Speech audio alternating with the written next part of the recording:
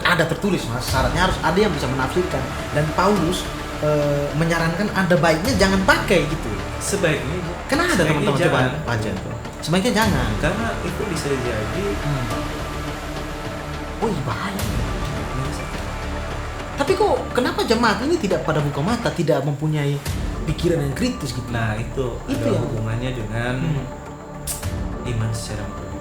gimana yang secara melalui kita itu kan Ya. memang agak susah di. Banyak orang yang mengaku Ya. mujizat itu memang Ada, masih ada. masih ada. Mujizat itu ada. Tetapi Tetap apakah ada.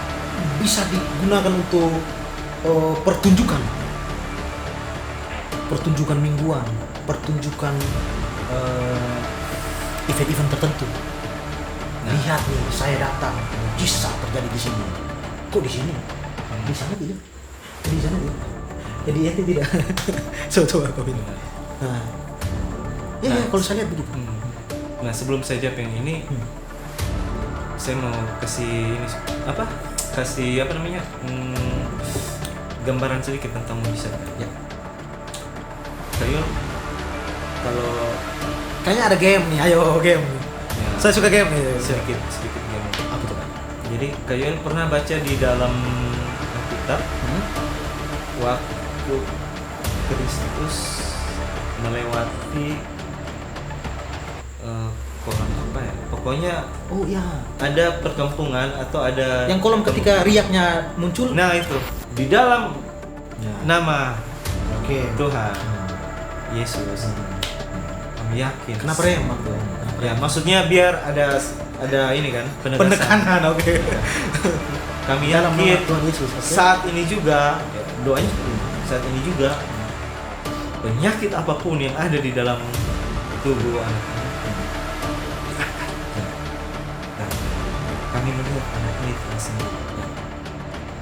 Wah berarti kan beriman tuh. Bagus. Saya Bagus, ininya bagus. nggak berkomentar soal itu. Wah itu doanya bagus. Artinya pendetanya beriman. Ya. Tapi kita lupa. Saya ngomong pendetanya.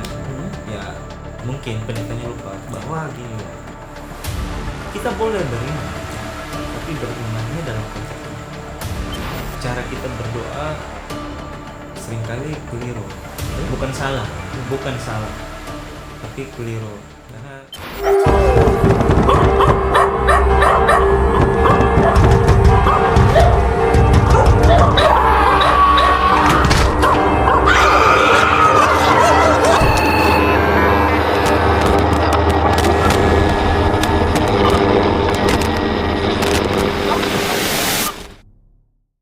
Oke, ini berkaitan dengan bahasa roh tadi Kak Hendy.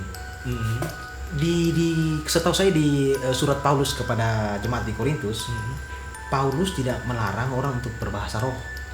Dia bilang boleh. Kemarin saya sempat bahas dengan teman saya yang Kristen, boleh berbahasa roh, tetapi untuk lu sama yang di atas.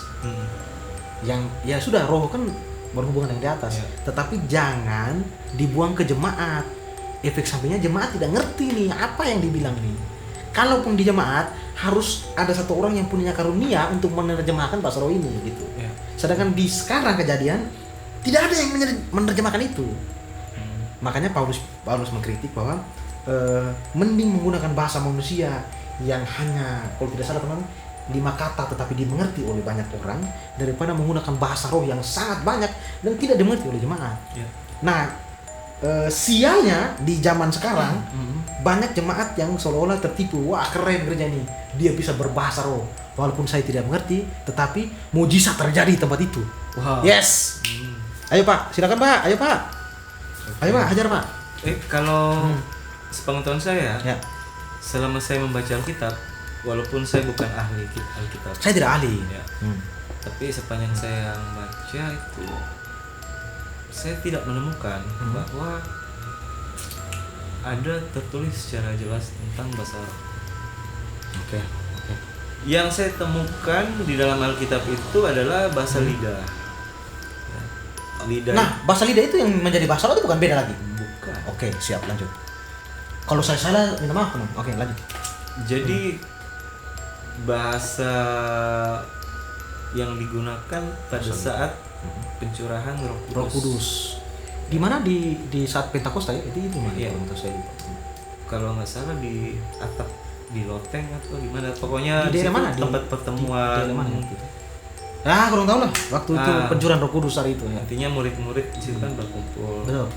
Dan pada saat pencurahan Roh Kudus, maka mereka mulai berbahasa dengan bahasa-bahasa asing, bukan bahasa roh. Oh, ini menarik nih. Ya, bagus ya, Kevin.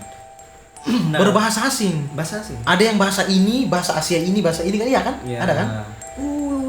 Jangan sampai sudah diputar ini, bukan? Dan itu tertulis di dalam Alkitab bahwa ada yang mengatakan gini, mereka kan dari sini.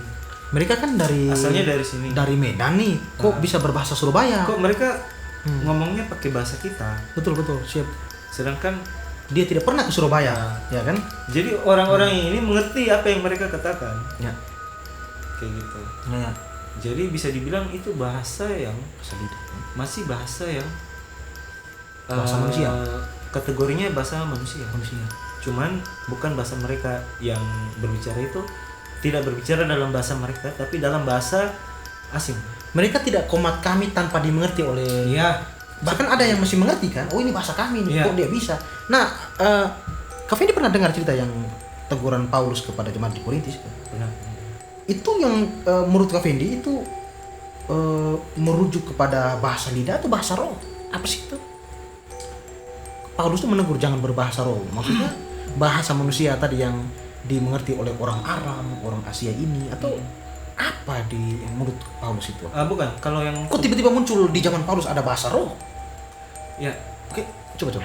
bahasa roh itu mungkin sebenarnya lebih ke penafsiran dari orang-orang yang membaca konteks dalam ayat itu ya. Tapi ada memang bahasa yang diucapkan tapi tidak dimengerti. Ya, maka Si Pak Paulus, bukan. Mungkin dari pembaca oke. mengartikan bahwa itu adalah bahasa roh. Artinya bahasa yang memang semua manusia. Saya coba cari di Ya, coba. Ya. Biar Kak Fendi, lebih ini kan. Ya betul. Lanjut Kak Fendi, lanjut. Nah, maka ditegurlah oleh Rasul bahwa seperti yang tadi kayak bilang, tegurannya seperti itu. Dan itu yang lagi di bus di zaman modern ini gitu. Ada oknum yang bisa berbahasa roh. Benar dia berbahasa roh, benar dia dapat karunia itu, atau memang dia hanya acting? Nah, itulah saya juga tidak bisa langsung menjawab apakah itu acting atau itu benar, karena saya tidak tahu kan, bahasanya aja yang diucapkan saya tidak mengerti apa bahasanya. Dan Apakah diperbolehkan? bukan tidak mungkin itu bahasa roh, bahkan mungkin itu bukan bahasa roh seperti yang dibilang bahasa roh itu kan, kayak gitu. Karena bahasa yang diucapkan itu kalau orang yang mengerti seni bahasa, sekalipun dia tidak mempelajari sebuah bahasa, ada kalimat yang diulang-ulang. Woi, jangan sampai ini nyambung ke. Ada kata-kata yang diulang-ulang dan tidak memiliki arti. Kalau andaikan di situ ada mantan, kalau zaman sekarang kita bilang apa ya? Orang-orang pada zaman dahulu mempraktekkan ilmu sihir itu apa namanya? Ya. Saya tahu arah Kak Fendi ini. Ya. Saya pernah dengar itu. Jadi ada isu yang bilang itu tuh punya akar dari satu suku yang mempunyai mantra nih Mas. Ya, benar. Jadi dia tuh seolah-olah menyusup ke jemaat Kristus untuk membawa mantra itu ke altar. Bisa jadi. Teorinya kan itu kan? Iya kan? Ada isu itu kan? Ada, ya. Makanya ada kata-kata bahasa roh yang seolah-olah diulang-ulang. Ya. Ternyata itu kalau ditelaah itu merujuk kepada roh ini atau setan ini gitu kan? Ya. Kita tidak menuduh teman-teman. Disclaimer, kita tidak. Ya. Ini hanya teori teman-teman. Coba cari saja isu ini pernah ada. Bahkan Itu Kak Fendi, coba. bahkan Menarik. saya pernah menonton sebuah video ya. Siap, ya, bagus nih. Itu menurut apa namanya? Kalau yang suka bikin konten itu namanya apa? Konten kreator. Ya, menurut konten kreatornya, video itu dibuat di Afrika, di dalam gereja pada saat sedang penyembahan. Mas ini asli, Mas ini cerita asli. Ya, itu real video. Oh, sabar, sebelum Kak Fendi Videonya maju ada. lebih lanjut. Jadi kesimpulan Kak Fendi atau teori Kak Fendi itu bahasa roh yang benar itu diputarbalikan dengan bahasa yang ini, sihir ini, dan disuntikan di dalam tata ibadah. Mungkin itu. Ya, karena pada dasarnya tidak ada seorang pun yang mengerti bahasa roh. Dan bahasa roh itu apa sih? Gitu. Apakah roh kita berbicara? Ya kan? Ya. Kalau namanya bahasa roh, berarti rohnya ngomong dong. Kalau bahasa manusia kan yang ngomong. Oke. Terus Bahasa apa? roh, apakah rohnya yang berbicara? Sedangkan berbicaranya pun kita tidak tahu artinya apa. Iya. Dan tidak ada yang menafsirkan juga. Ya, itu lebih parah lagi. Parah lagi. Lebih fatal lagi bahwa ketika dia berbicara, tidak ada seorang pun di situ yang tahu Syaratnya yang masih dibicarakan menafsirkan. itu. Ada tertulis, Mas. Syaratnya harus ada yang bisa menafsirkan. Dan Paulus menyarankan ada baiknya jangan pakai gitu. Sebaiknya Karena ada sebaiknya teman-teman coba jangan. baca. Gitu. Sebaiknya jangan. Karena itu bisa jadi Wih, bahaya nih. menyesatkan. Tapi kok kenapa jemaat ini tidak pada buka mata, tidak mempunyai pikiran yang kritis gitu? Nah, itu Itu ada yang- hubungannya dengan iman secara membabi buta. Gimana yang secara membabi buta? Itu kan Ya. yang agak susah di. Banyak orang yang mengaku Ya.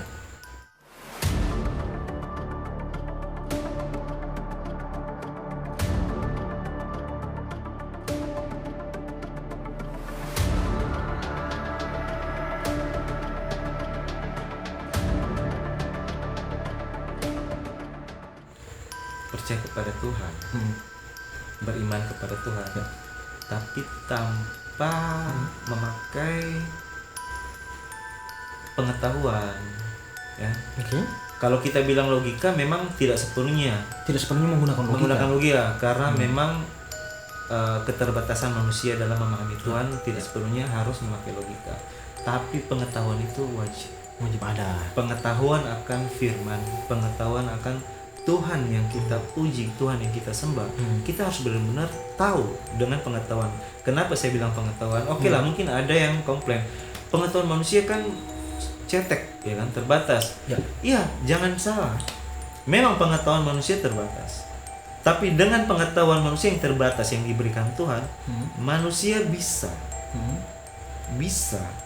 untuk menyelidiki, menguji, dan di firman pun sudah dituliskan bahwa ujilah segala sesuatu. Ujilah segala sesuatu. Ya. Jadi bukan berarti semua apa yang tampak di depan mata, apa yang didengar oleh telinga, apa yang kelihatan, itu belum tentu itu sesuai dengan firman Tuhan. Oke teman-teman, makanya ada baiknya kami yang berbicara di sini kembali lagi menjadi alarm untuk yang merasa dirinya buta gitu, iman yang buta gitu. Kalau Bisa merasa jadi- diri ya. Bisa jadi setelah menonton video kami, teman-teman bisa berpikir bukan untuk menyebarkan agama yang kami percaya, bukan. Teman-teman. Hanya coba teman-teman pikir. Coba teman-teman baca Alkitab kembali mengenai bahasa roh. Kami memang tidak jago, tapi isu-isu yang beredar dan pikiran kami kok bisa begini, kok bisa jadi sesuatu yang sudah menjadi pakem dalam menyembah Tuhan tuh kok ada pakem gitu. Masa menyembah Tuhan tuh harus ada aturan. Aturan menyembah Tuhan harus ini. Sedangkan Tuhan tuh bukan sosok feodal yang harus gini ya, harus lewat saya ya, harus lewat ini. Kayak kita bebas menyembah Tuhan dengan iman kita gitu. Bukan berarti ada oknum yang memberikan entertaining dalam halnya bermusik lah, berbahasa roh lah gitu.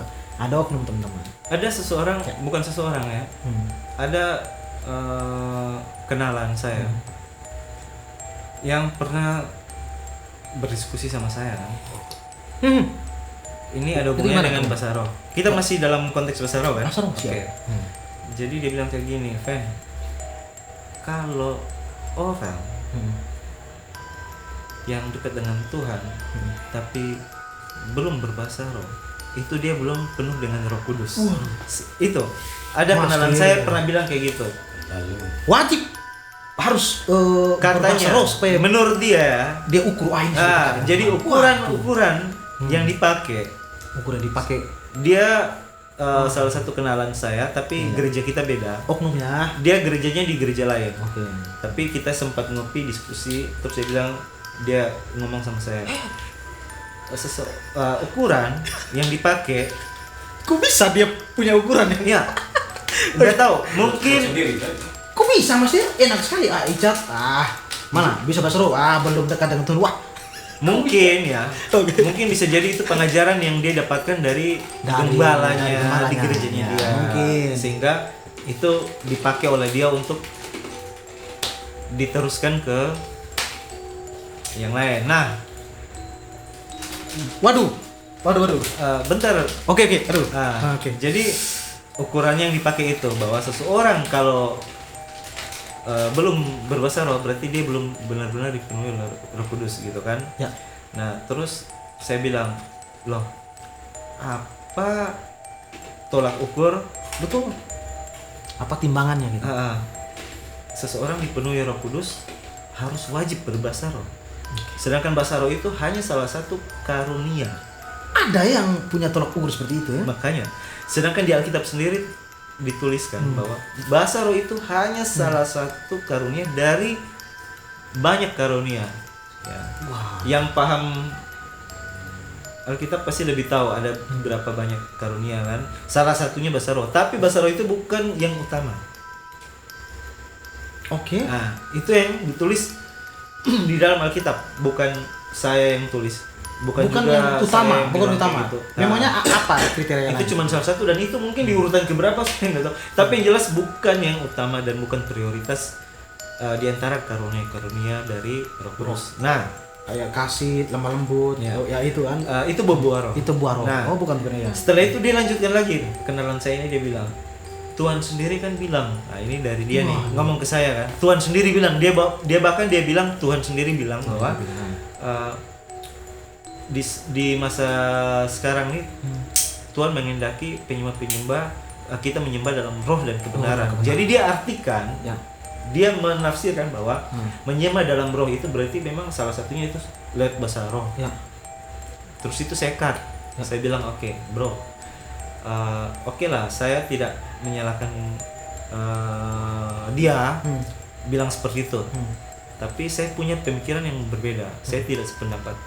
Karena menurut saya, berdasarkan apa yang saya ketahui, bahwa maksud dari menyembah Tuhan dalam roh dan kebenaran, Itu apa? menyembah dalam roh itu artinya gini, kita menyembah Tuhan tidak lagi harus di tempat-tempat fisik. Dalam arti gini, untuk menyembah Tuhan kita tidak perlu ke bait Allah kalau zaman dulu ya. Tidak perlu membuat mesbah. Tidak perlu Ya. ke gereja Ya. untuk menyembah Tuhan. Karena roh kita ini tidak Oh, ngerti. terhalang ruang dan waktu. Roh Jadi kita- ya. jadi saya bilang ke dia, bro, menyembah Tuhan dalam roh itu artinya kita bisa menyembah Tuhan dimanapun. Tidak harus kita ke Yerusalem Betul. untuk menyembah Tuhan. Ya, betul. Ya. Nah, hubungan dengan memaksa kita harus menyembah dalam roh dan kebenaran. Nah, gini teman-teman, coba saya kasih satu kasus, saya berikan satu kasus nih. Contohnya kepada musisi nih. Ada musisi yang di luar dia minum, mabuk, rokok. Wah, saya tuh. Waduh. Tetapi ketika dia pergi untuk melayani di gereja, saking takutnya dengan pendeta, ini nih Mas terjadi. Jadi dan memang ada oknum musisi yang menceritakan itu kepada saya. Di depan pendeta dia takut, teman-teman. Dia takut rokok dan dia takut minum. Tapi dia perokok. Dia merokok. Tapi takut. Dia takut karena gini, kata pendeta, astaga ini menjadi satu yang Gimana tuh? kok bisa gitu. Maksudnya begini, kalau kau merokok di gereja saya, tidak boleh pelayanan di sini. Sialnya si pemusik bukan melihat dari segi kesehatannya. Dia lebih melihat pada segi, wah, kalau saya tidak pelayanan, saya tidak akan dapat uang mingguan. Ada tuh Mas Tir. Lebih menghormati pendeta daripada Tuhan. Yes. Dan dia lebih menghormati uang. Kalau beta sonde merokok, berarti beta bisa melayani di sini. Dan tetap Kenapa saya uang. tiba-tiba membahas ini? Terus? Supaya saya menyinggung oknum. Maksudnya gini, dia rela untuk tidak merokok di depan pendeta hanya untuk uang warna merah setelah pelayanan ini. Tetapi setelah itu dia keluar di luar nih, Mas Tiar, dengan teman-teman rokok lagi saya. Iya loh, ada loh pemusik. Teman-teman, kalau mau berhenti rokok atau semuanya berhenti saja, teman-teman. Jangan berlaku seperti itu di depan pendeta yang keras. Bagus pendetanya, ingin mendidik. Ya. Dan saya pernah ketemu oknum pendeta yang ketika dia menyadari ada beberapa anak-anak pemusiknya yang benar-benar berhenti rokok, dia senang. Karena tanpa ditegur, ya tiba-tiba entah kenapa Mas Dir, ada mujizat yang akhirnya dia berhenti rokok. Dan bagus loh dia berhenti. Ya bagus tanpa ditegur gitu. Tapi ada pemusik yang takut gitu kayak. Nah itu tuh salah satu fenomena yang saya lihat di gereja modern sekarang. Yang siangnya siapa yang membus rokok duluan ini?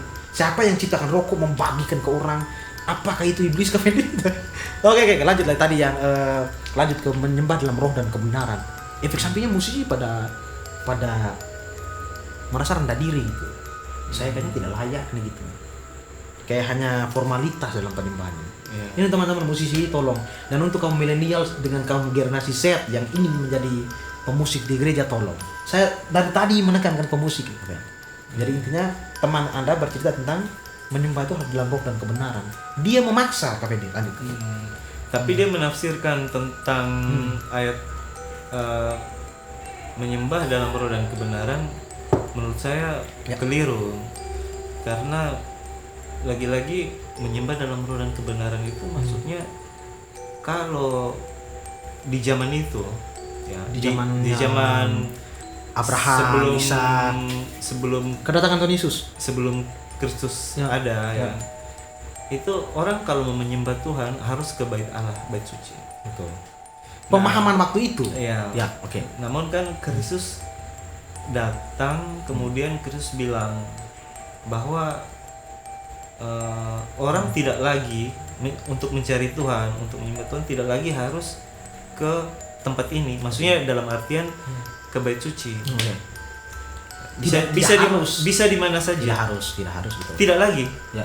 Orang tidak lagi. Ya. Tidak lagi. Oh, tidak lagi, bukan tidak harus ya, Tidak lagi menyembah Tuhan di gunung ini, di apa kayak gitu kan, pakai perumpamaan. Ya, betul. Seperti itu.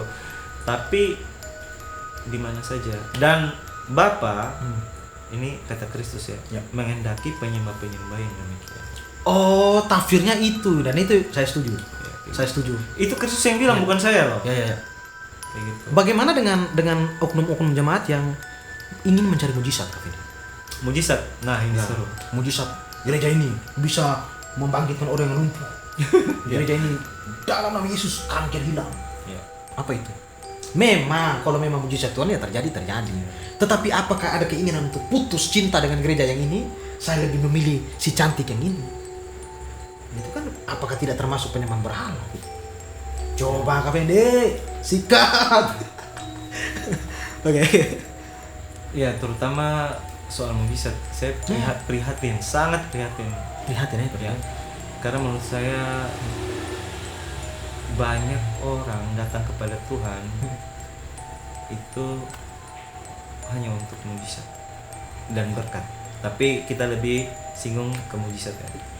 Berkat itu juga banyak kok. Berkat. Tapi berkat kan sudah kita singgung di awal ya. Betul. Nah, mujizat. Ini mungkin segmen terakhir kita di part yang ini. Oke. Mujizat. Jadi kayak gini. Sabar sebelum maju. Baik tidak melakukan mujizat di zaman sekarang. Bagaimana? Baik tidak melakukan mujizat di zaman sekarang. Melakukan mujizat di zaman sekarang. Di zaman sekarang. Baik tidak. Istilahnya bagaimana ya? Diizinkan tidak melakukan mujizat di zaman sekarang. Kalau soal diizinkan atau tidak, saya tidak punya hak untuk menjawab ya. Tapi kalau berarti saya menahan itu teman-teman. Maksudnya cara tanya bagaimana? Coba mungkin dengan pertanyaan yang lain. Mujizat zaman sekarang itu masih relevan atau tidak gitu? Nah, kalau menurut saya, mujizat itu memang ada, masih ada. Masih ada. Mujizat itu ada. Tetapi apakah bisa digunakan untuk pertunjukan? pertunjukan mingguan, pertunjukan event-event tertentu. Nah. Lihat nih, saya datang, mujizat terjadi di sini. Kok di sini? Di sana tidak? Di sana tidak? Jadi ente tidak. Coba kau ini. Benar. Nah, ya, Nah, kalau saya lihat begitu. Nah, sebelum saya jawab yang ini, saya mau kasih kasih apa namanya, gambaran sedikit tentang mujizat kan. Ya. Kayul, kalau Kayaknya ada game nih, ayo game nih. ya Saya suka game nih. sedikit game lah. Oke, coba. Jadi Kayul pernah baca di dalam Alkitab waktu Kristus melewati kolam apa ya? Pokoknya Oh iya. ada perkampungan atau ada Yang kolam ketika riaknya muncul. Nah, itu.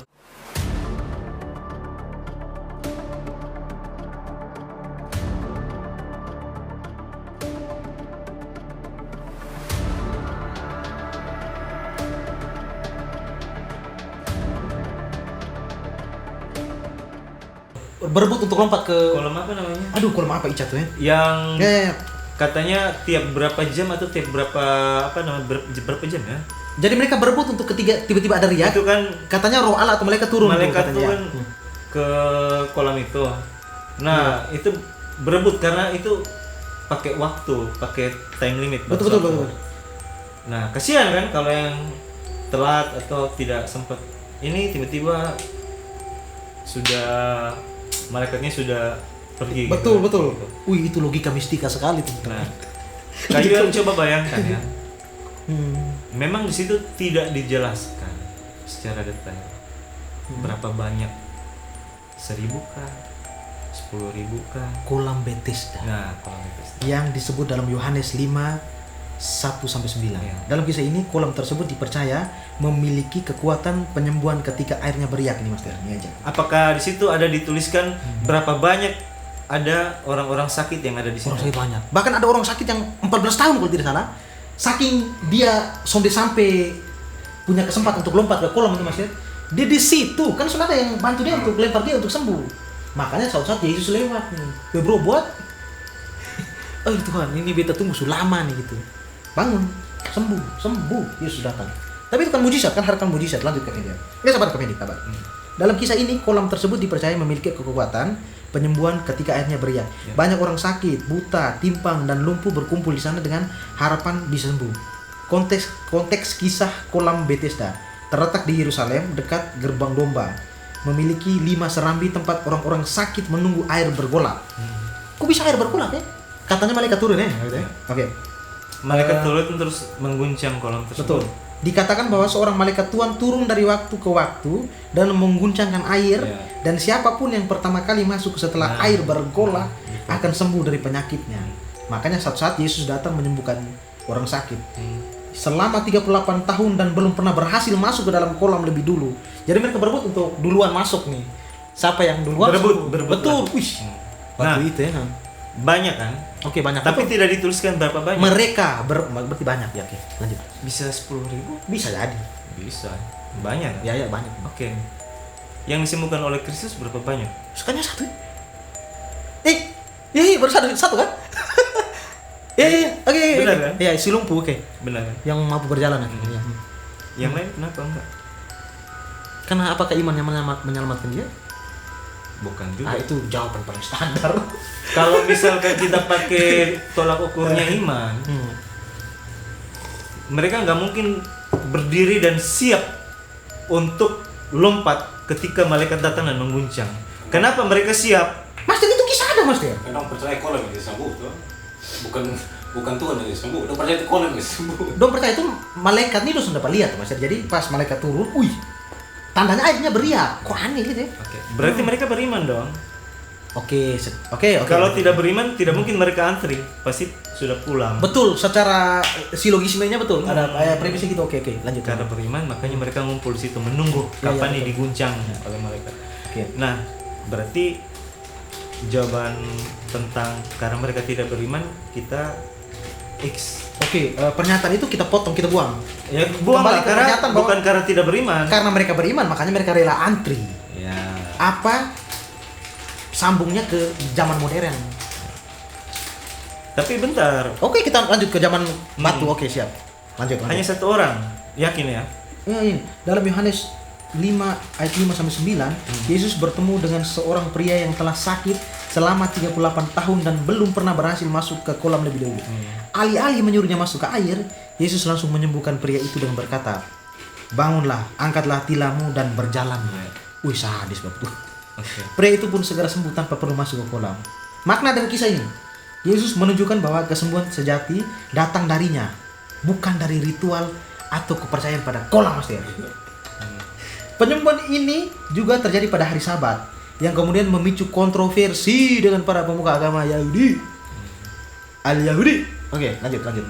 Kolam Bethesda menjadi simbol bagaimana manusia sering menaruh harapan pada sistem atau tradisi tertentu. Tetapi Yesus menunjukkan bahwa kuasa Tuhan lebih besar dari itu, bro.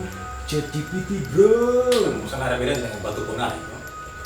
Kan sama, berarti lo nganggap itu batu. Oh iya, sama. Iya betul, ada kisah batu ponari yang di Greenland maksudnya. Ponari Ponari Maya namanya. Ya itu. Ponari Sweat. Saya harus belok kalau maksudnya. Ponari Sweat itu iklan. Ya, Ponari Sweat. Ponari Sweat. Bebas itu. Kemendi. Oke, jelas ya, clear ya. Oke. Clear ya. Oke, sekarang gini. Kalau misalkan ada seseorang yang didoakan atau dia berdoa berharap mujizat dari Tuhan, betul. Tuhan yang disembah kan pastinya. Terus ternyata dia tidak disembuhkan atau dia tidak sembuh. Menurut Kayuel, apakah dia tidak beriman atau kurang beriman? Karena dia tidak disembuhkan, apakah dia kurang beriman atau beriman? Menurut Kayuel gimana? Dia sebenarnya ketika dia meminta Tuhan, dia sudah beriman sebenarnya. Nah, itu kan. Tetapi tidak disembuhkan. Apakah efek sampingnya dia menjadi tidak beriman? Tapi kan mirisnya yang kita dengar saat ini, nggak di sini ya, di Konoha, ya kan? Iya, di Konoha. Nah itu kan ketika ada seseorang yang mengalami sesuatu yang tidak mengenakan, terus dia cerita ke seseorang yang dipercaya mampu untuk bahwa orang itu adalah orang, kita sebut aja hamba Tuhan. Ya, betul. Kok ente tahan sekali dari tadi. Maka ada jawaban yang kurang enak didengar oleh telinga. Yang pertama, mungkin kamu berdoa tapi kamu kurang percaya. Itu dicap oleh orang-orang yang sudah mendapatkan mujizat. Bukan hanya itu, tapi oleh, kalau zaman dulu apa? Imam-imam. Wah, lu sih Ahli-ahli Taurat ya, iman makanya. ya kan? Dikatakan gimana? Kamu berdoa tapi kamu kurang percaya sih, makanya kamu nggak sembuh, ya kan? Ya. Terus ada lagi jawaban kedua. Mungkin kamu banyak dosanya. Oke. Ya kan? Makanya efek sampingnya manusianya jadi kayak kuncup gitu, kayak apa istilahnya? Nah, itu ada hubungannya tadi dengan pengajar-pengajar yang sesat dan pada akhirnya menyesatkan jemaat-jemaat. Aduh, Kevin, Atau Mas, domba-domba Tuhan. sebenarnya orang pada ngerti sekarang harusnya ya, dari kisah yang kolam itu saja. Harusnya kan fix tuh ya. Kayaknya Tuhan sengaja kasih, ini versi Kristen maksudnya. Tuhan sengaja kasih satu kejadian bahwa dulu tuh pernah ada kolam namanya Bethesda. Kayak Tuhan sengaja, Tuhan sudah tahu bahwa di masa depan nanti akan banyak Bethesda yang lahir nih. Makanya Tuhan sengaja taruh Bethesda, dan Tuhan sengaja taruh si 38 tahun ini yang menunggu. Sengaja nih manusia ini Tuhan nih. Makanya pas Yesus datang, tanpa basa-basi, bangunlah dan berjalanlah. Jadi manusia modern tuh harus pikir bahwa ketika harapan kita ditujukan kepada kolam Bethesda, salah teman-teman. Tuhan tuh mau kasih gambaran bahwa tanpa kolam Bethesda, lewat saya sembuh Tuhan nih, ya kan? Harusnya kan gitu. Nah, semoga buka mata Papa, Mama semuanya di luar. Lanjut. Oke. Ya, supaya jangan berharap di mujizat yang seolah-olah menjadi panggung sandiwara. Panggung pertunjukan. Ya, berarti hamba Tuhan ini punya mujizat. Hamba Tuhan ini punya mujizat. Apa salahnya ente di dalam kamar berdoa, mujizat datang tidak? Ya. Kalau ente percaya Tuhan Yesus, iya kan?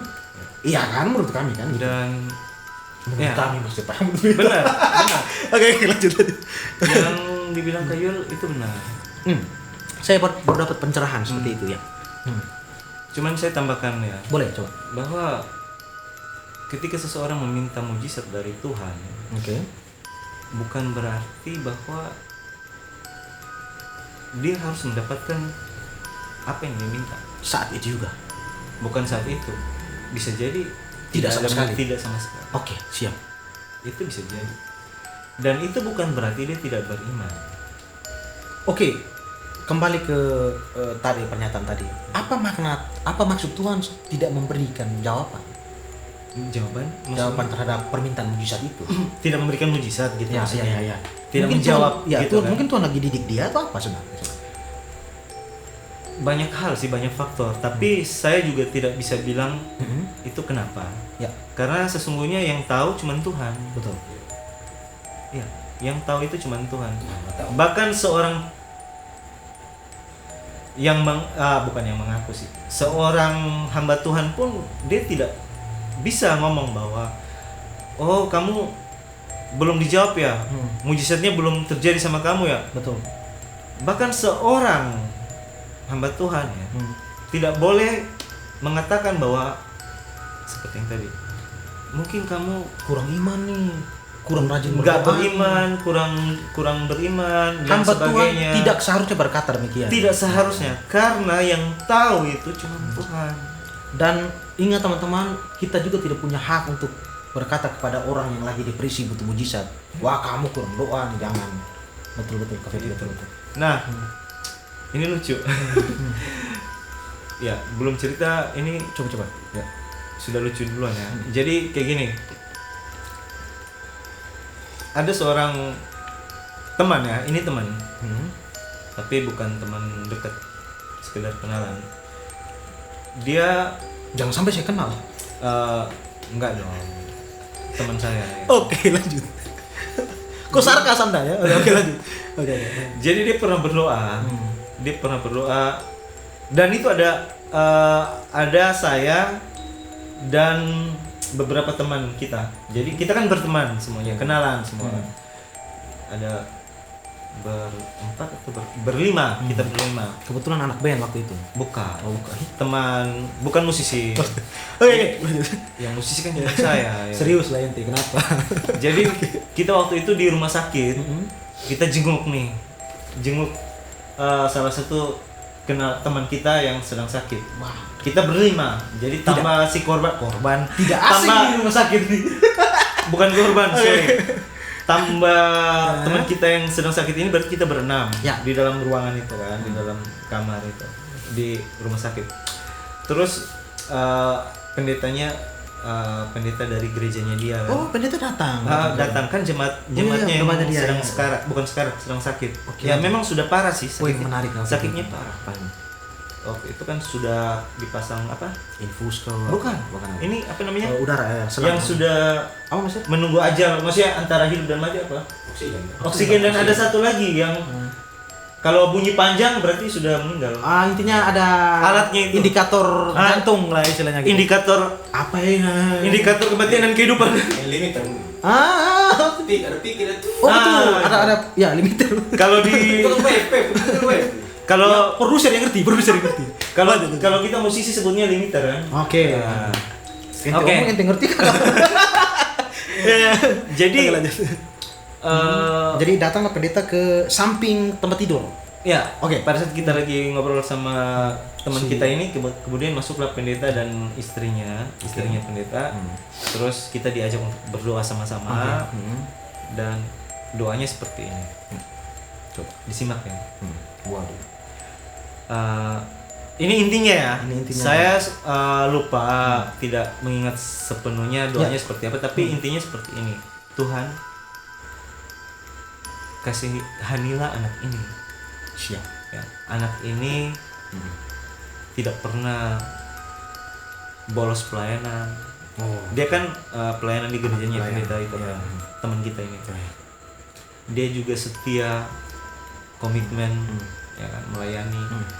Dia anak yang baik, tidak pernah menyakiti hati Tuhan. Entah dari mana pendetanya tahu bahwa anak itu seperti itu. Ya, saya juga bingung. Oke, lanjut. Ya.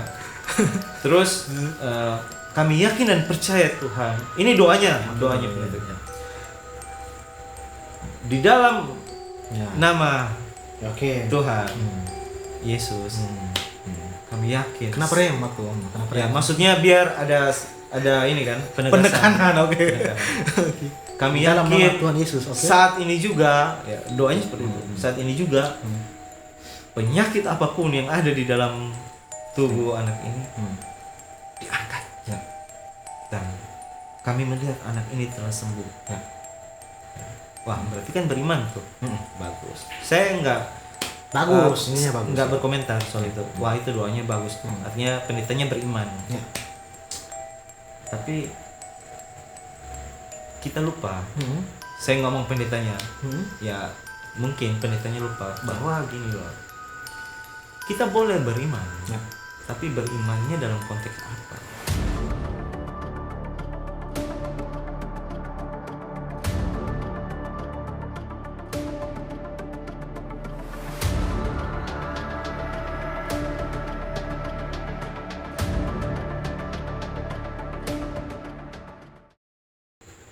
Ya, Apakah beriman yang mengajarkan kita untuk realistis terhadap keadaan atau bukan. apa nih? Di luar itu. Jadi seperti ini loh. Segala sesuatu yang terjadi itu kan tidak sepenuhnya kehendak Tuhan, Oke. tapi pasti atas izin Tuhan, Oke, biasa ya. Pasti seizin Tuhan ya. ya kan? Iya, betul betul. Nah, kalau saya lagi-lagi saya tidak menyalahkan pendeta itu dalam berdoa, karena itu imannya seorang pendeta. Saya aku ya. Tapi menurut saya ada yang miss. Makanya saya bilang, saya contohkan diri saya aja, ya. Karena nggak mungkin saya mencontohkan pendeta lain, nanti takutnya Betul betul. salah paham. Kalau saya jadi beliau, saya akan berdoa seperti ini, Tuhan. Ya. Kami sebagai manusia melakukan yang terbaik. Siap. Tapi kehendak Tuhan yang jadi. Ini sama kayak kisah waktu Yesus ketakutan di Taman Getsemani malam-malam. Bilang, Tuhan, Bapak kalau memang diizinkan, cawan ini ambil daripadaku, cawan kemurkaan ini. Saya kurang ngerti cara menalar kata-kata Bapak tua gitu ya. Tapi kenapa Yesus tetap dihukum mati? Sebenarnya Tidak ada mujizat di situ. sebenarnya kayak gini. Kalau mau berdoa, jangan ego. Oke. Jangan memaksakan mujizat.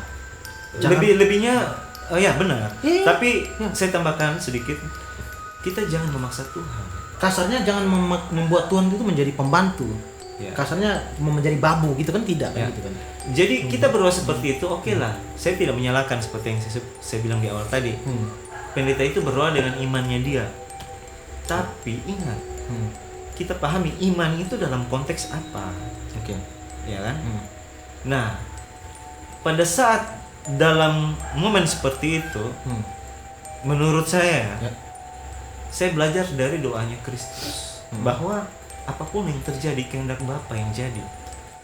Kalaupun teman kita itu sembuh, dalam artian jemaat pendeta yang berdoa itu sembuh, Betul. bersyukur karena Tuhan menghendaki. Dan mengizinkan. Kenapa? Ya karena kehendak Tuhan yang jadi. Intinya poinnya itu. Tetapi jangan pakai tolak ukur itu untuk semuanya akan jadi nih gitu. Ya, tapi jangan kita berdoa, Tuhan kami percaya mujizat terjadi di kamar rumah sakit ini. Oke. Biar semua yang melihat menjadi saksi bahwa mujizatmu nyata. Salah, keliru. Keliru berdoa seperti itu. Ya. Ya maaf nih agak sedikit keras kalau soal ini. Kalau saya berdoa gini, Tuhan yang menghidupkan manusia kan Tuhan. Oke. Ya Tuhan pula yang mengambil. Betul. Ini fix. Ini selesai masalah. Itu apa namanya, haknya Tuhan. Haknya saya. Ya. Sedangkan kita tahu bahwa kehidupan di dunia ini kan sementara. Justru kehidupan itu adalah nanti setelah kita mati. Itu Oke, kehidupan. ya, benar. Oke. Kehidupan yang nanti itu yang hidup. Sekarang nih apa sih? Karena gini loh. Mujizat itu memang ada, tapi bukan berarti kita berdoa memaksa Tuhan harus jadi dengan bukan iming-iming, dengan alasan bahwa kita tuh beriman. betul. Kita percaya kepada Tuhan. Kita tuh banyak doa yang awalnya kurang doa, banyak doa gitu. Oke. Dengan dalih bahwa kita percaya kepada Tuhan dan kita yakin bahwa Tuhan pasti akan membuat mujizat. Ya.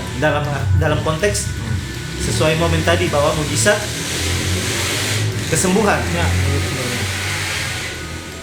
Bagaimana jika Tidak sembuh. tidak terjadi mujizat?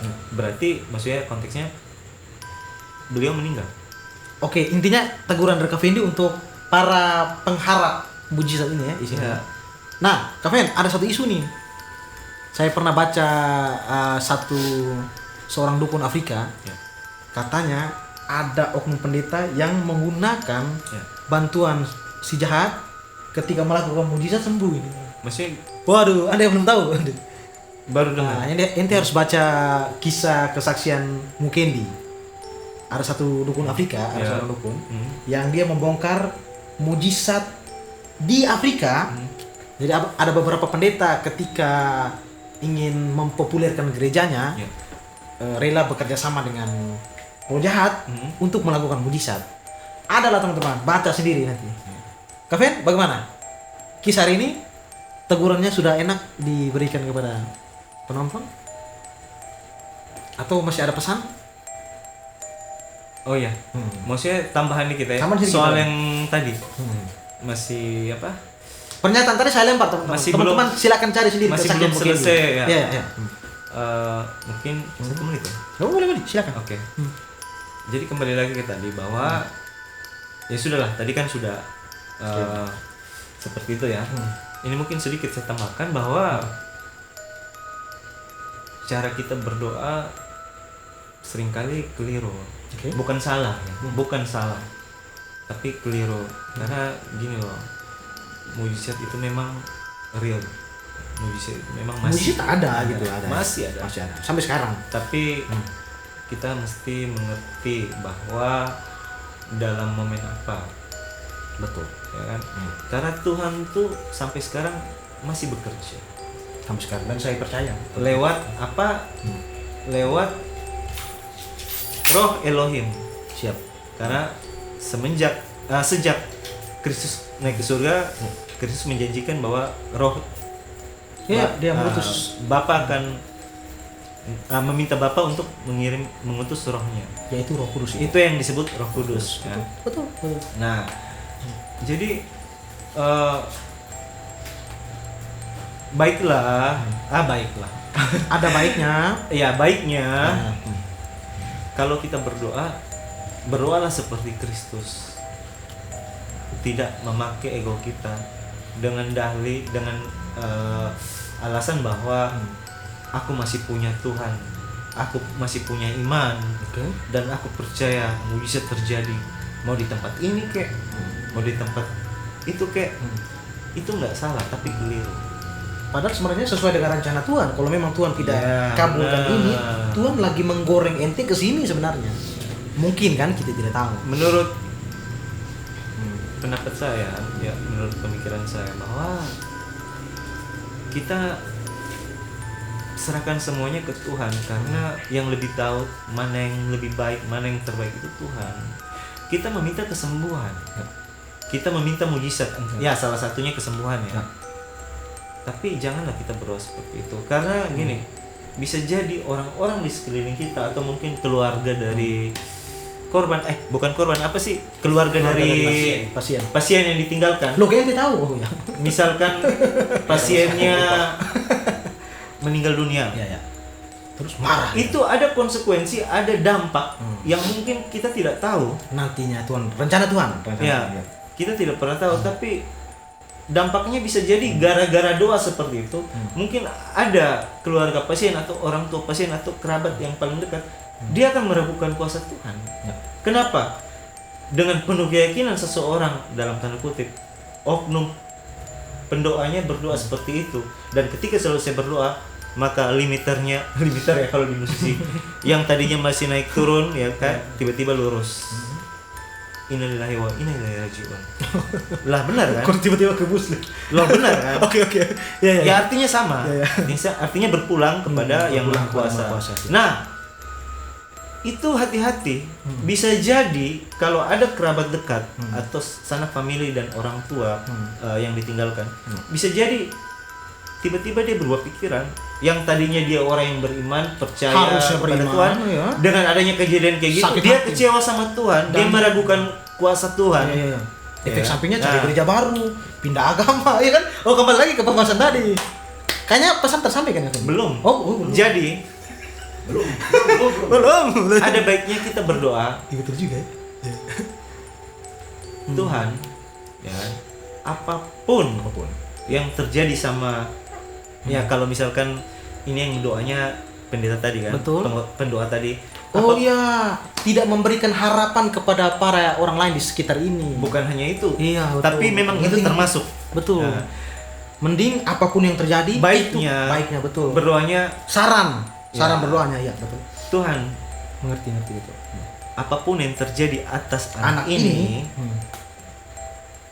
itu yang terbaik dan itu sesuai kehendak-Mu. Amin, selesai.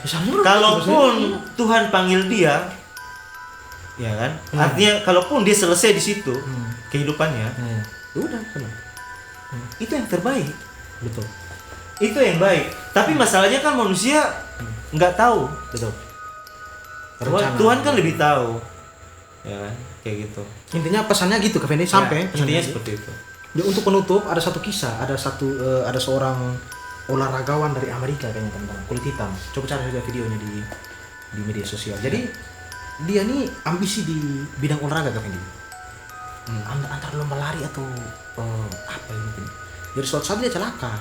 Dia marah ke Tuhan. Tuhan beri saya mujizat untuk sembuhkan penyakit saya ini, kecelakaan saya ini, supaya saya bisa menjadi olahragawan yang hebat di dunia. Tetapi dia sembuh. Tapi efek samping dari celakanya itu membuat bagian kaki mana yang tidak memungkinkan dia untuk berolahraga lagi. Dia kecewa, dia akar kepahitan selama berapa tahun. Tetapi apa inti dari cerita ini? Ujung-ujungnya Tuhan membuat dia berdamai dengan kondisi dan dia sekarang menjadi pengkhotbah bahwa memang mujizat itu tidak bisa dipaksa. Ya mau-maunya Bapak tua kan istilahnya, mau-maunya Tuhan itu. Benar. Mantap Pak Fen? Mantap. Kita selesaikan podcast kita teman-teman untuk episode kali ini. Thanks. Bye bye. Untuk merchandise cek sendiri. Oke.